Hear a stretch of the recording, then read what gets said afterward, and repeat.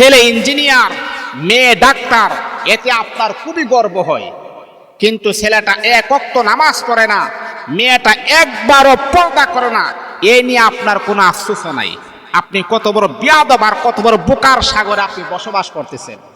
আপনি মানুষের সামনে, জনগণের সামনে বুক ফুলিয়ে আপনি বলতেছেন আমার ছেলেটাকে আমি মানুষের মতো মানুষ করেছি।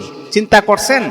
আপনি মানুষের মতো মানুষ করেন নাই, আপনি শয়তানের উপরে শয়তান আপনি বানিয়েছেন, আপনি কুখ্যাত সন্ত্রাস বানিয়েছেন। যেই ছেলে নামাজ পড়ে না, যেই মেয়ে পর্দা করে না, তাকে আপনি আবার কিভাবে মানুষের মতো মানুষ করান?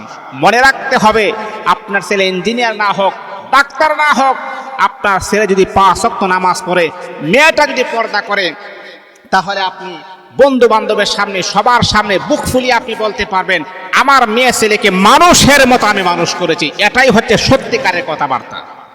এছাড়া যা কিছু আমরা